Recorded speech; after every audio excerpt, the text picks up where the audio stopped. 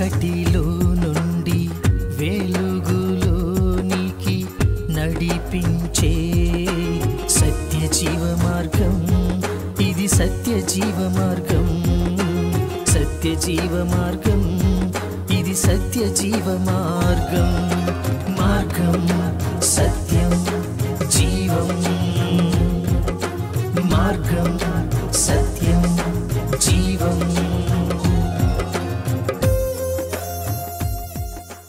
Praise lord. ప్రభువైన యేసుక్రీస్తు ప్రశస్తమైన నామంలో మీ అందరికీ నా హృదయపూర్వక వందనాలు. సత్యజీవ మార్గం అనే ఈ ఆధ్యాత్మిక కార్యక్రమానికి మీకు అందరికీ స్వాగతం. సో ఈరోజు వాక్య భాగంలో మనం ధ్యానం చేసుకోబోతున్న అంశం యోనా గురించి మనం ఈరోజు ధ్యానం చేసుకోబోతున్నాం. యోనా గ్రంథంలో 4 అధ్యాయాలు ఉంటాయి. ఈ 4 అధ్యాయాల్లో యోనా యొక్క వ్యక్తిత్వం, యోనా యొక్క మనస్తత్వం, దేవునితో తను చేసిన డిస్కషన్, దేవునికి సంబంధించిన ఒక సెగ్మెంట్, ఒక సిచ్యువేషన్ని మనం ధ్యానం చేయబోతున్నాం.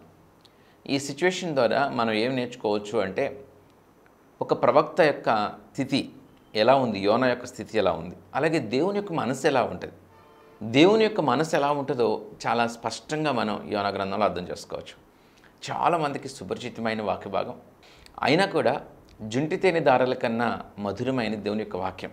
ఎన్నిసార్లు చదువుతున్నా కూడా నూతనమైన విషయాల్ని ఆ యొక్క వాక్యం మనతో మాట్లాడుతూనే ఉంటుంది. దేవుడు మనతో అదే వాక్య లేఖనాల ద్వారా నూతనంగా ఆయా పరిస్థితులను బట్టి దేవుడు మనతో మాట్లాడుతూనే ఉంటారు. కాబట్టి ఆశతో మనం దేవుని యొక్క వాక్యాన్ని వినాల్సిన అవసరత ఎప్పుడు కూడా ఉంటుంది. దేవుడు మనతో మాట్లాడాలని చిన్న ప్రార్థన చేసుకొని ముందుకు కొనసాగుదాం. మహాగణుడు పరిశుద్ధుడైన మా ప్రభువా, మేము యోనా గ్రంథం ధ్యానం చేయాలని ఆశపడుతూ ఉండగా, ఇదిగో మీరిచ్చిన ఆలోచన, మీరిచ్చిన తలంపు, మీ చిత్తం నాయన, ఇదిగో మాతో మాట్లాడండి. కొన్ని ఆత్మీయ సత్యాలను నేర్చుకోవడానికి, మేము ఆత్మీయంగా బలం పొందుకోవడానికి మీ కృపను మాకు అనుగ్రహించండి. శక్తి కలిగిన దేవుడివి, కృప కలిగిన దేవుడివి, ప్రేమ కలిగిన దేవుడివి, మీకు లెక్కలేని స్తుతులు స్తోత్రాలు చెల్లిస్తూ ఉన్నాం. ఈ ప్రత్యేక సమయంలో మాతో మాట్లాడమని, మీ సహాయాన్ని మాకు అనుగ్రహించమని ప్రభువైన యేసు నామములో ప్రార్థించి వేడుకుంటున్నాను నా తండ్రి, ఆమేన్. ముఖ్యంగా ఈ యోనా గ్రంథంలో మనకేం కనిపిస్తాయి అంటే, యోనా యొక్క భయం, యోనా యొక్క సంకుచిత మనసు, యోనా యొక్క దుర్బుద్ధి, ఇవి కనిపిస్తాయి. ఇవన్నీ ఎలా కనిపిస్తాయి? యోనా యొక్క భయం ఎలా కనిపిస్తుంది, సంకుచిత మనసు ఎలా కనిపిస్తుంది, దుర్బుద్ధి లేకపోతే కక్ష సాధింపు ఎలా కనిపిస్తాయి అనేది చాలా క్లియర్గా మనకు అర్థమవుతుంది. అలాగే దేవుని యొక్క మనస్సు, దేవుని యొక్క కృప చాలా స్పష్టంగా మనకు అర్థమవుతుంది. మొదటి నుంచి మనం చూసుకుందాం. యోనా 1వ అధ్యాయం 1వ వచనం నుంచి. యెహోవా వాక్కు అమిత్తయి కుమారుడైన యోనాకు ప్రత్యక్షమై ఇలాగు సెలవిచ్చెను.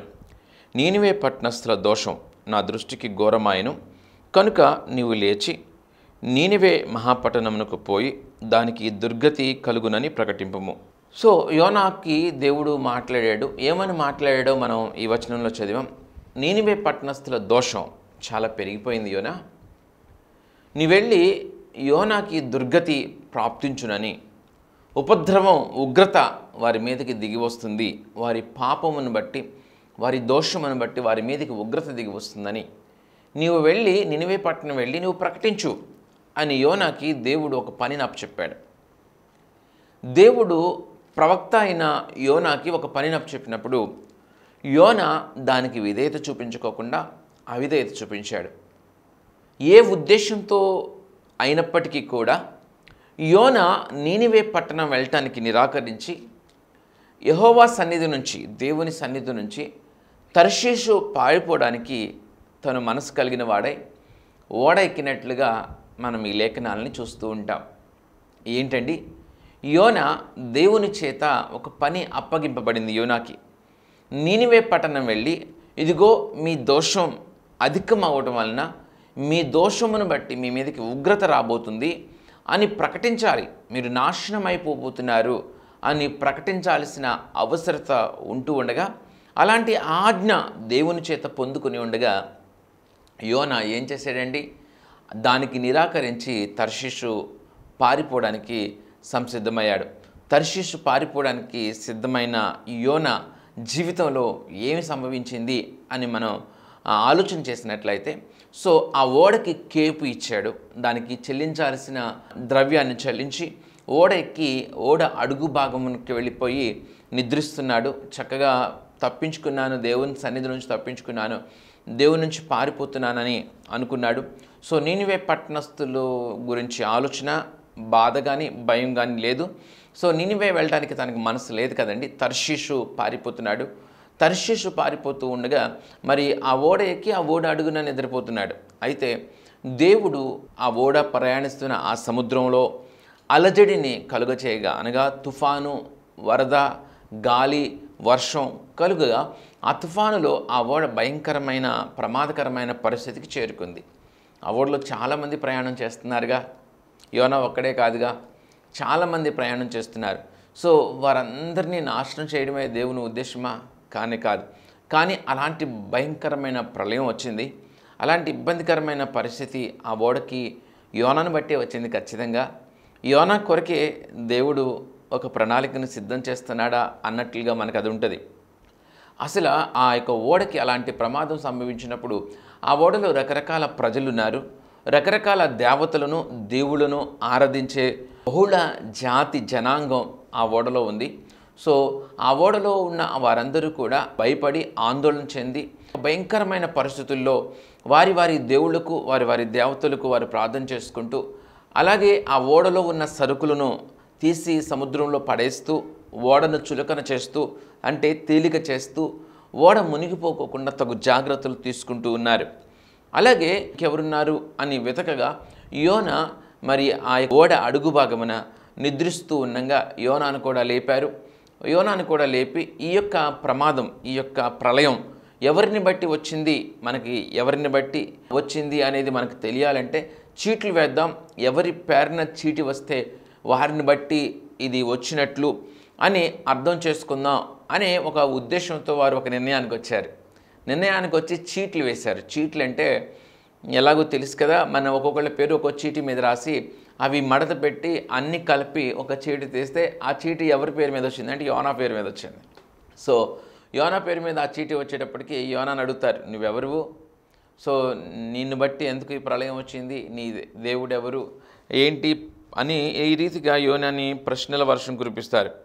సో అయితే యోనాకి బాగా తెలుసు, యోనాను బట్టే అది వచ్చింది అని చాలా స్పష్టంగా యోనాకు తెలుసుది. ఎందుకంటే యోనాకి దేవుని గురించి బాగా తెలుసు కాబట్టి.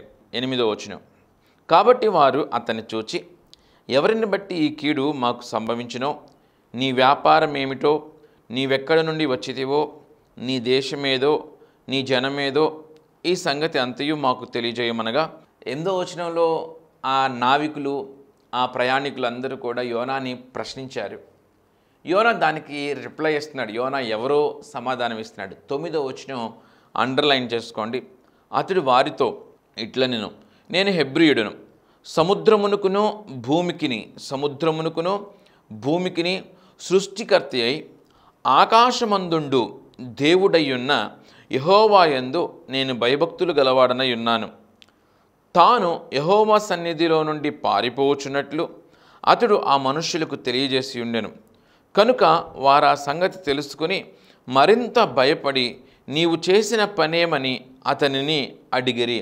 చూడండి, అంత గొప్ప దేవునికి నేను భయభక్తులు కలిగిన వాడును, అలాంటి దేవునిని నేను కలిగిన వాడును, అయితే ఆయన సన్నిధిలో నుండి నేను పారిపోతున్నాను అని యోనా వారికి తెలియచేయంగానే వారికి ఇంకా మిగుల భయము, ఇంకా ఎక్కువ భయం కలిగి, ఎందుగా ఎంత భయంకరమైన పని చేస్తావు అంటారు చూసారా, నువ్వు చేసిన పని ఏంటయ్యా బాబు అన్నట్టు అంటారు కదా, ఆ రీతిగా ఏంటి నువ్వు చేసిన పని ఏంటి అని చెప్పి వారు యోనాని ప్రశ్నించారు. అప్పుడు యోనా వారికి సమాధానం చెప్తూ, తాను యెహోవా సన్నిధిలో నుండి పారిపోవచ్చున్నట్లు అతడు ఆ మనుష్యులకు తెలియజేసి ఉండెను గనుక వారి సంగతి తెలుసుకొని మరింత భయపడి నీవు చేసిన పని ఏమని అతనిని అడిగిరి.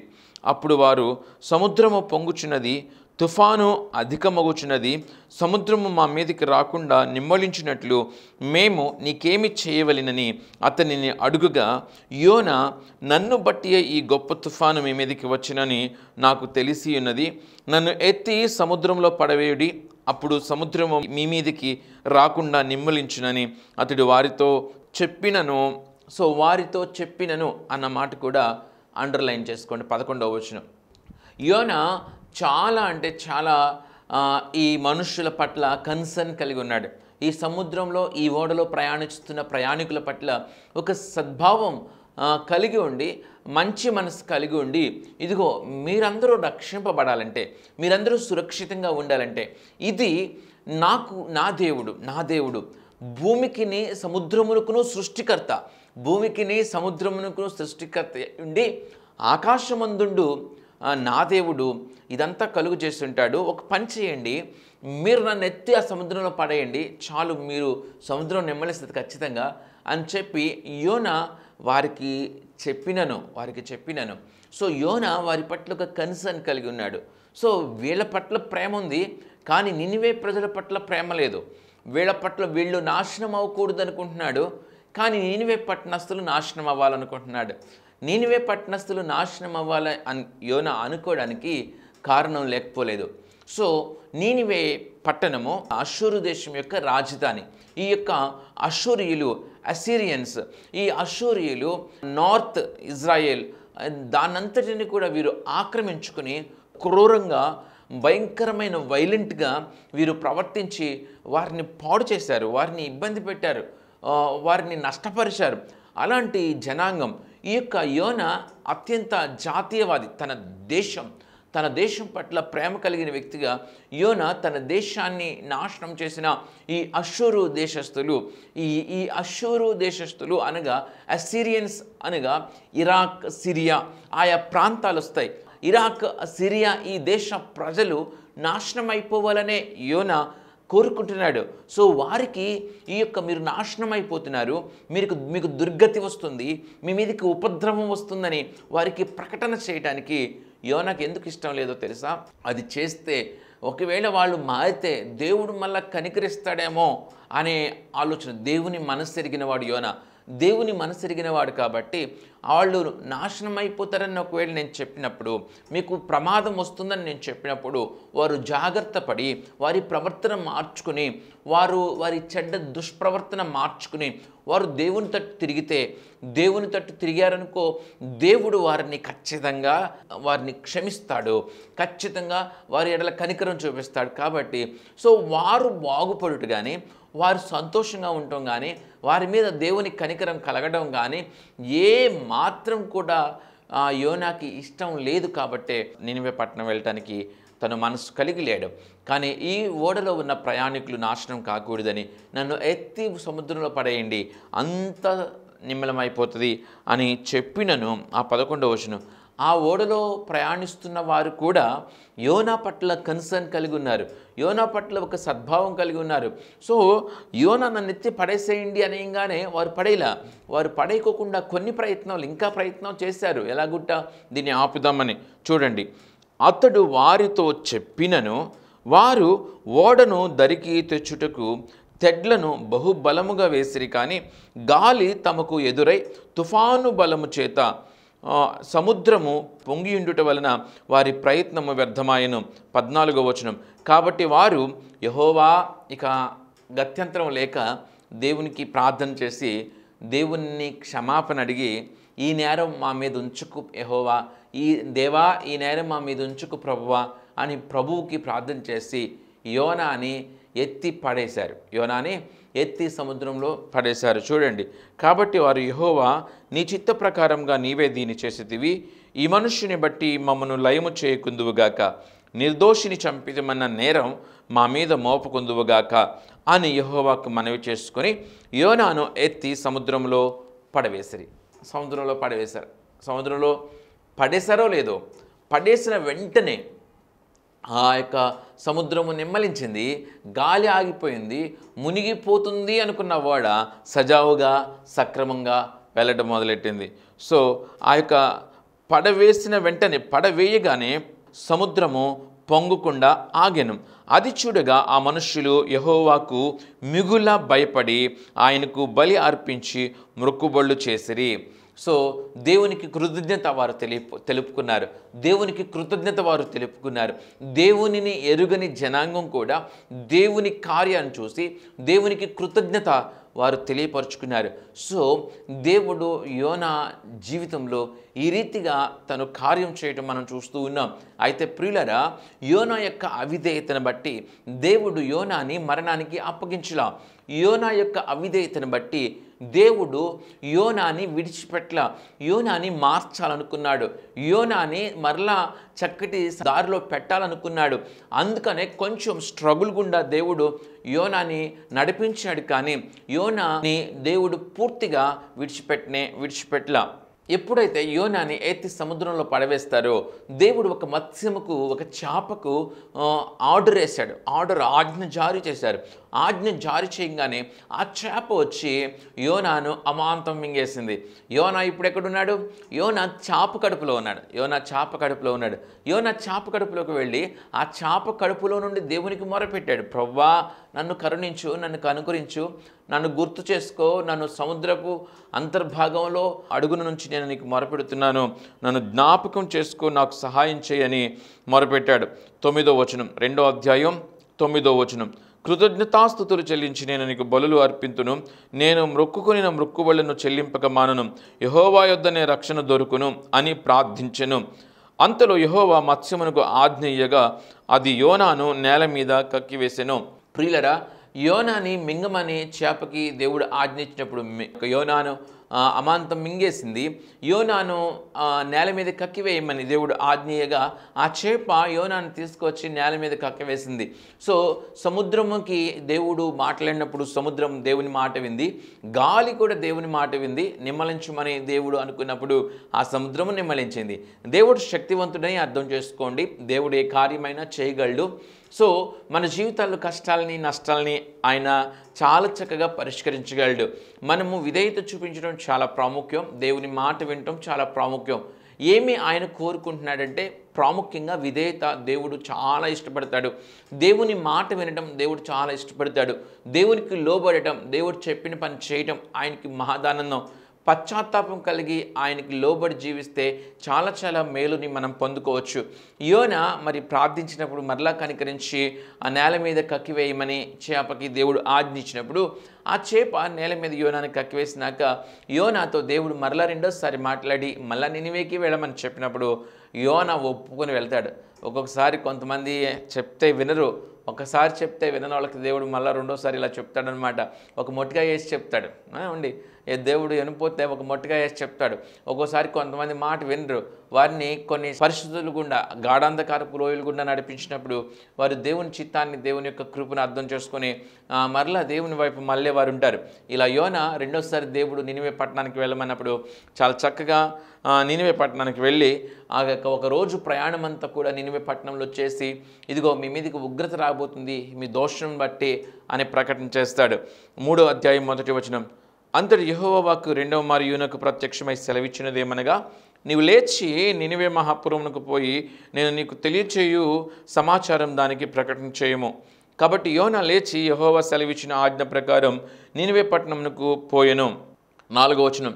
యోనా ఆ పట్టణంలో ఒక దిన ప్రయాణమంతయు సంచరించచ్చు 40 దినములకు నినివే పట్టణం నాశనమగునని ప్రకటన చేయగా నినివే పట్టణపు వారు దేవుని యందు విశ్వాసం ఉంచి ఉపవాస దినము చాటించి గనులేమి అల్పులేమి అందరూ గోనె పట్ట కట్టుకునిరి. ఆ సంగతి నీనివే రాజునకు వినపడినప్పుడు అతడును తన సింహాసనము మీద నుండి దిగి తన రాజవస్త్రములు తీసివేసి గోనె పట్ట కట్టుకుని బూడిదలో కూర్చుండెను.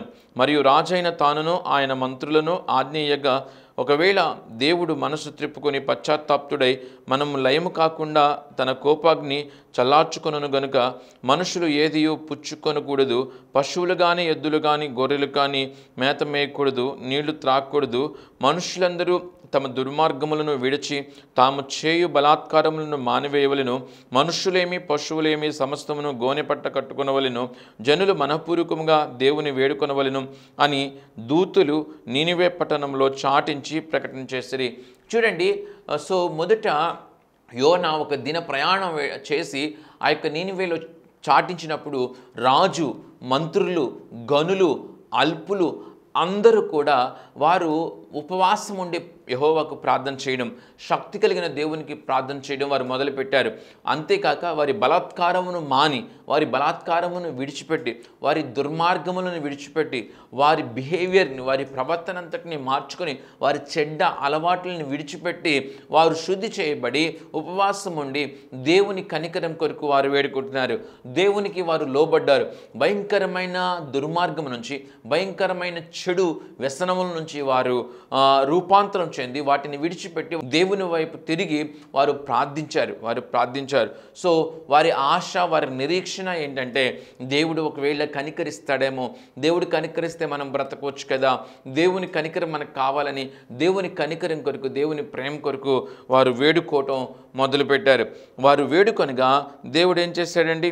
సో 10వ వచనం, ఈ నినివే వారు తమ చెడు నడతలను మానుకొనగా వారు చేయుచున్న క్రియలను దేవుడు చూచి పశ్చాత్తాప్తుడై వానికి చేయుదునని తాను మాట ఇచ్చిన కీడు చేయక మానెను.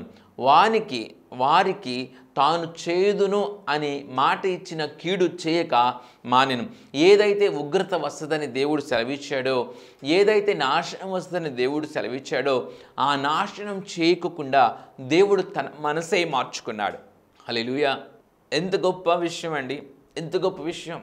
వారు మారినప్పుడు, వారి బిహేవియర్ మార్చుకున్నప్పుడు దేవుడు తన మనసు మార్చుకుని వారిని నాశనం చేయలా, వారి మీదకి ఉగ్రత రాలా. సో దేవుడు ఖచ్చితంగా అద్భుతాలు చేయగలిగిన వాడు. దేవుడు ఖచ్చితంగా ప్రేమ కలిగిన దేవుడు. దేవుడు లోకమును ఎంతో ప్రేమించినని రాయబడింది. దేవుడు లోకాన్ని ఎంతో ప్రేమించాడు. ఏమంటే ఏ తల్లైనా, ఏ తండ్రి అయినా తన బిడ్డలని గుండెలకు హత్తుకోవాలని అనుకుంటారు. తన బిడ్డలను చేతులారా వారు జార విడుచుకోవాలనుకోరు. చేతులారా ఆ బిడ్డలను మరణానికి అప్పచెప్పాలనుకోరు. పరమ తండ్రి, ప్రేమ కలిగిన మన దేవుడు మనల్ని మరణానికి అప్పచెప్పాలని ఆయన అనుకోవటంలా, మనల్ని నాశనానికి అప్పచెప్పాలని ఆయన అనుకోవట్లా. మన ప్రవర్తన మారాలని ఆయన ఎదురు చూస్తున్నాడు. మన విధి విధానాలు మారాలని, మన చెడు స్వభావం మారాలని ఆయన చూస్తున్నాడు. మారాల్సింది మతం కాదు, మారాల్సింది బ్రతుకు అని దేవుని యొక్క వాక్యం మనకు చాలా స్పష్టంగా చెప్తుంది. ప్రియులారా, మతాలు దేవుడు ఏర్పరిచినవి కాదు, మతం మనుషులు ఏర్పరచుకున్నది. మత మార్పిడి కాదు, బ్రతుకుల్ని దేవుడి యొక్క వాక్యం మారుస్తుంది. బ్రతుకులను దేవుడు మారుస్తాడు. ఈ నినివే పట్టణస్థులు మొత్తం 120,000 మంది ఉన్నారు. ఆ రోజుల్లోనే 120,000 మంది జనాంగం అంటే ఆలోచన చేయండి. 120,000 మంది జనాభా ఉన్నారు. 120,000 మంది జనాభా ఉన్న ఆ నినివే పట్టణస్థులు మరి దేవుని వైపు తిరిగినప్పుడు, వారి చెడ్డ స్వభావాన్ని విడిచిపెట్టినప్పుడు దేవుని కనికరాన్ని వారు పొందుకున్నారు. ప్రియులారా, మీ యొక్క చెడ్డ క్రియలను బట్టి, మీ యొక్క దుష్కార్యములను బట్టి మీ జీవితంలోకి, మీ అవిధేయతలను బట్టి మీ జీవితంలోకి ఎన్నో సమస్యలు, సుడిగుండాలు, ఇబ్బందులు, కష్టాలు చాలా వస్తున్నాయి. కానీ మీరు వాటిని అర్థం చేసుకోకుండా మూర్ఖపు స్వభావంతో ఒకవేళ గ్రుడ్డిగా వెళ్ళిపోతున్నారేమో. మీ జీవితంలో వచ్చే ప్రతి కష్టానికి, మీ జీవితంలో వచ్చే ప్రతి సమస్యకి కారణం మీ అవిధేయత అయితే, కారణం మీ యొక్క దుష్కార్యాలైతే, కారణం మీ బలాత్కారాలైతే, ఖచ్చితంగా వాటిని విడిచిపెట్టి పశ్చాత్తాపడి దేవుని వైపు మీరు తిరిగినట్లయితే కనికరం కలిగిన దేవుడు ఖచ్చితంగా మీ జీవితాల్లో కనికరం చూపించి మనందరి జీవితాల్లో మేలు చేయడానికి ఆయన సంసిద్ధంగా ఉన్నాడు.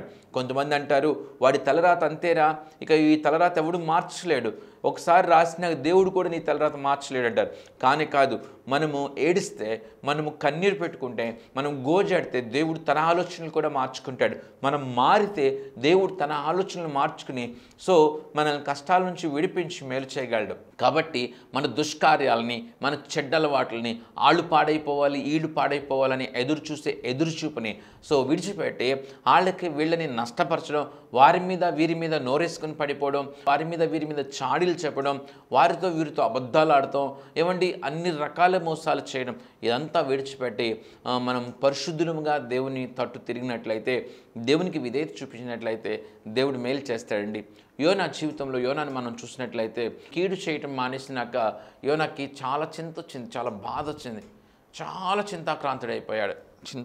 చూడండి 4వ అధ్యాయం 1వ వచనం, యోనా దీన్ని చూచి బహు చింతాక్రాంతుడై కోపగించుకుని, యెహోవా, నేను నా దేశమందుండగా ఇట్లు జరుగునని నేను అనుకుంటుని కదా, అందువలననే నీవు కటాక్షమును జాలియు బహు శాంతమును అత్యంత కృపయు గల దేవుడివై ఉండి పశ్చాత్తాపడి కీడు చేయక మానుదు అని నేను తెలుసుకొని దానికి ముందుగానే తర్షీషుకు పారిపోతుని. నీ యొక్క కృప గురించి నాకు తెలుసు, నీ యొక్క జాలి గల నీ మనసు గురించి తెలుసు. ఒకవేళ వాళ్ళు మారి నీ పాదాలు పట్టుకుంటే నువ్వు వారిని కనికరిస్తావని నాకు బాగా తెలుసు. అందుకని నేను నినివే రానన్నా, అందుకని నేను తర్షీషు పారిపోతానన్నా అని చెప్పి దేవునితో యోనా మాట్లాడుతున్నట్లుగా చూస్తూ ఉన్నాం. ఇంకొక మాట అంటున్నాడు, నేను ఇక బ్రతుకుటి కంటే చచ్చుట మేలు, యెహోవా నన్ను ఇక బ్రతుకుని ఇక చంపుమని యెహోవాకు మనవి చేస్తాను. ఇంకా నేను బ్రతకడం ఇంకా వేస్ట్. నేను అన్నాను, నేను ప్రవచనం చెప్పాను, నేను ఇంకా బ్రతకడం వేస్ట్. నేను మాట అన్నాను, నేను ప్రవచనం చెప్పాను, ఆ ప్రవచనం నెరవేర్పు నువ్వు చేయలేదు అని చెప్పి ఇంకా నేను బ్రతకడం వేస్ట్ అని చెప్తూ ఉన్నాడు. కానీ దేవుని యొక్క మనస్సు మనకు తెలుసు, దేవుని యొక్క జాలి గల మనసు మనకు తెలుసు, దేవుని యొక్క ప్రేమ గల మనసు తెలుసు. కాబట్టి ప్రియులరా, మనకి విధేయత చూపిస్తూ దేవునికి నచ్చినట్లుగా మనం బ్రతకడం ద్వారా మనం మేలు పొందుకుంటామని, దేవుడు మన మార్పును కోరుకుంటున్నాడని, మన బ్రతుకు మార్పును కోరుకుంటున్నాడని అర్థం చేసుకోండి, నమ్మండి, విశ్వసించండి. దేవుని మనసుని ఎరిగి మనం ప్రవర్తిద్దాం. ఇగో సేవకుల మనసు పాస్టర్లను చూసో లేకపోతే సీనియర్ విశ్వాసులను చూసో దేవుడు అలాగే ఉంటాడు అనుకోవద్దు. యోనా దేవుని ప్రవక్తే కానీ యోనా మనస్సు, యోనా తత్వం వేరు, దేవుని తత్వం వేరు. యోనా పరిస్థితి వేరు, దేవుని పరిస్థితి వేరు. యోనా తన శత్రు దేశమైన నీనివే పాడైపోవాలని కోరుకున్నాడు. సో దేవుని బిడ్డలైన మరి నీనివే పట్టణస్థుల్ని అలాగే ఇజ్రాయేల్ని కూడా దేవుడు ప్రేమించాడు. నీనివే పట్టణస్థులు వారి దుష్కార్యములను విడిచి దేవుని వైపు తిరిగినప్పుడు వారిని కనికరించి జాలిపడి వారిని బ్రతకనిచ్చాడు. కాబట్టి మనందరం దేవుని తట్టు తిరుగుదాం. అలాంటి కృప దేవుడు మనందరికీ అనుగ్రహించును గాక. ఆమేన్. ప్రార్థన చేసుకుందాం.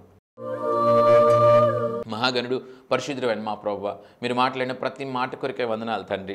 ఇదిగో నాయన, అత్యంత జాలిగల కనికరం గల ప్రేమ గల దేవుడు నా ప్రభువా. ఇదిగో నాయన, ఆకాశమునకు భూమికి సృష్టికర్త అయ్యుండి ఆకాశమందుండు దేవుడు అయిన యెహోవాగా మీరున్నందుకు మీకు వందనాలు చెల్లిస్తూ ఉన్నా. అయ్యా ఇదిగో నా ప్రభువా, మీ మనసు ఎంత జాలిగల మనసు నాయన. అయ్యా ఇదిగో నాయన, దుష్కార్యములను విడిచిపెట్టి బలాత్కారములను విడిచిపెట్టి పశ్చాత్తాపడి మీ వైపు తిరిగే వారిని మీరు కనికరించి ఇదిగో కృప చూపించే దేవుడుగా మీరున్నారు. ఇదిగో నాయన, మా తోటి స్నేహితులైనా లేకపోతే మా కుటుంబీకులైనా ఇదిగో మా పాపాలని మా తప్పుల్ని ఎత్తి చూపించి సనుగుతారేమో కానీ ఇదిగో మీరు మరి ఎన్నడూ కూడా మా పాపాలను జ్ఞాపకం చేసుకునే దేవుడు కాదు నాయన. మరి ఎన్నడూ కూడా వాటిని బట్టి మా మీద సనిగే దేవుడు కాదు నాయన. అయ్యా ఇదిగో నాయన, తూర్పుకు పడమర ఎంత దూరమో ఉత్తరానికి దక్షిణం ఎంత దూరమో అంతగా పాపాలను దూరపరుస్తానని చెప్పిన దేవుడు నాయన. అయ్యా ఇదిగో నాయన, విన్న బిడ్డలను మీరు కనికరించండి, విన్న బిడ్డలలో జీవితాల్లో కార్యం చేయండి, వారి హృదయాల్లో కార్యం చేయండి. ఇదిగో నాయన, వారు మీలో మరింత లోతైన జ్ఞానం కలిగి ముందుకు కొనసాగడానికి సహాయం దయచేయండి. ఇదిగో నా ప్రభువా, అయా ఇదిగో నాయన, కొంతమంది నా ప్రభువా యోనా లాంటి సేవకులు ఉండొచ్చు, యోనా లాంటి ప్రవక్తులు ఉండొచ్చు, యోనా లాంటి విశ్వాసులు ఉండొచ్చు నా ప్రభువా. కానీ దేవుడు అయిన మీరు మాత్రం ఎప్పుడు కూడా పరిశుద్ధుడివే నాయన. మీరు మారని దేవుడు నాయన. ఇదిగో నా ప్రభువా, ఇదిగో నా తండ్రి, మనుషులను బట్టి మిమ్మల్ని అర్థం చేసుకునే వారంగా కాక మీరు మీరేనని, మీరు పరిశుద్ధుడు అని, మీరు అన్నిటికన్నా పైనున్న దేవుడు అని మిమ్మల్ని పరిపూర్ణంగా అర్థం చేసుకొని మీకు సంపూర్ణమైన విధేయత కలిగి జీవించే కృపను ప్రతి బిడ్డకు అనుగ్రహించమని ప్రభువును ప్రియరక్షకుడైన యేసుక్రీస్తు ప్రశస్తమైన నామములో ప్రార్థించి వేడుకొంచున్నాము నా తండ్రి. ఆమేన్. దేవుడు మనందరినీ దీవించి ఆశీర్వదించును గాక. ఆమేన్. ప్రియులారా, ఈ వర్తమానాలన్నీ జోసెఫ్ సుశీల్ అనే యూట్యూబ్ ఛానల్లో అప్లోడ్ చేయబడుతున్నాయి. కాబట్టి ఖచ్చితంగా యూట్యూబ్ ఛానల్ని సందర్శించండి. యూట్యూబ్ ఛానల్లో జోసెఫ్ సుశీల్ అని మీరు టైప్ చేస్తే ఆ ఛానల్ వస్తుంది. మరి ఇతర వర్తమానాలను కూడా ఖచ్చితంగా వినండి. అలాగే ఈ వర్తమానాలు ప్రవచన్ టెలివిజన్లో ప్రతి ఆదివారం ఉదయం 7:30కి సాయంత్రం 7:30కి ప్రసారం అవుతూ ఉన్నాయి. ఖచ్చితంగా వాటిని కూడా వీక్షించమని మీకు మనవి చేస్తూ ఉన్నాను. దేవుడి ప్రకటన దీవించును గాక. ఆమేన్.